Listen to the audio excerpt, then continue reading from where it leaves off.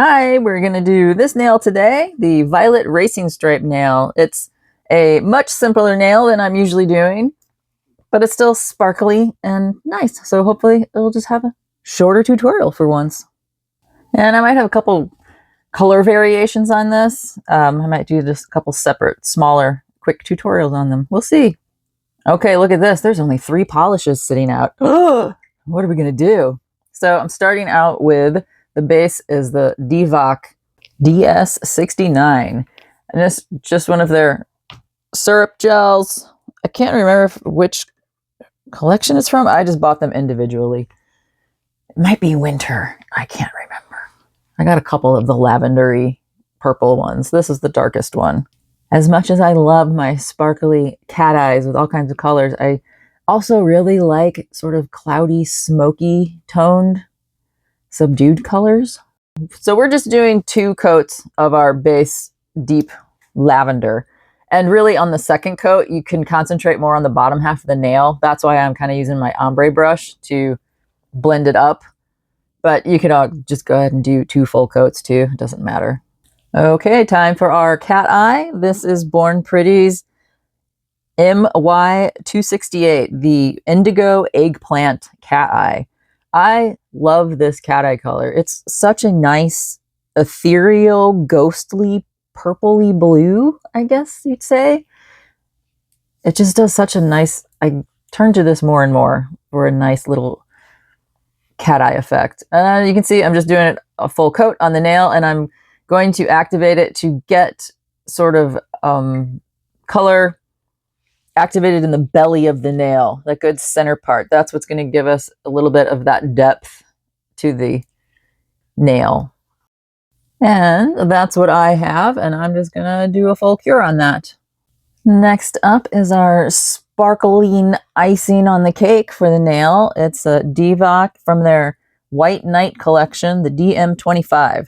This is one of my favorites from that collection because it has the blue aurora glitter, as well as all of them have the more sparkly silver cat eye in it. So you get the background of the aurora blue, and it has a few other colors in there with it, but it's mostly the blue is what sticks out.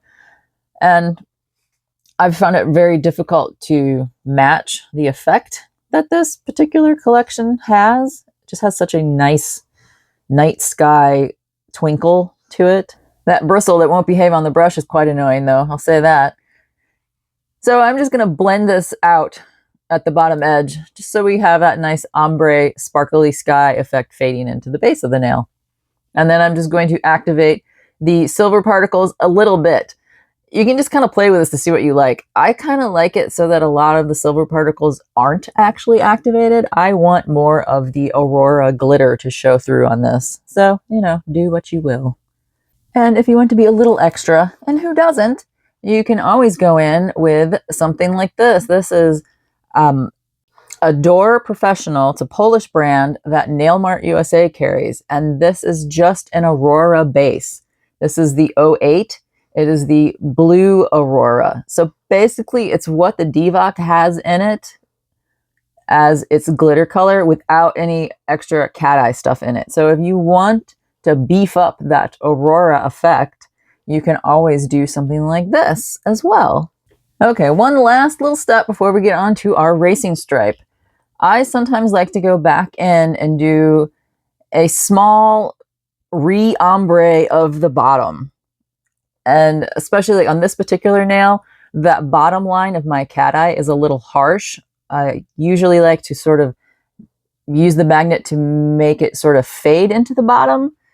So, and if you want to get back more of the smokiness of that dark lavender color, you can just go in and do this. It works great. And then you get a little more of that ombre feeling back instead of all of the cat eye nail from the base up to the top. And this is our finished nail, basically, what we have before we go to the top coat and our stripe. And at this stage, I am just going to use a thin top coat. I'm just using a cheapy thin top coat so that I have something to put my stripe onto so that it's a smooth surface. Okay, so we've cured the top coat. Now I like to clean it off with a little rubbing alcohol to make sure that our tape will stick. And I got a huge assortment of very thin foil tapes on Amazon. I'll link it in my bio as usual per tutorial. They can be a little finicky. Sometimes you just sort of have to set up your own starting point, even though they have a little tab that looks like a starting point. I've discovered sometimes it seems like that's just an extra colored piece of tape on there. You still can't find where the tape actually starts. So you might just have to cut into it and start it yourself.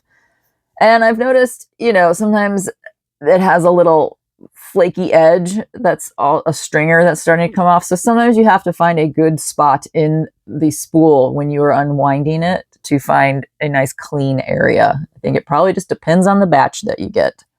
If you were doing this on like a press-on nail, it's not on your finger, I would suggest put the nail on, oh, there I go, on something that the magnet that your nail stand can stick to. It's going to be a lot easier to try to get that tape to land in the center line of your nail. And you can kind of reposition it here and there, or if you get one end sort of stuck down, you can sort of lift up the other to straighten it here and there.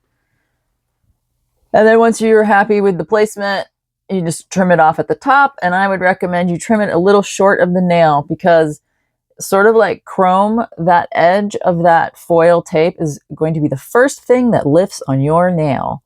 So try to make it not go over the edge.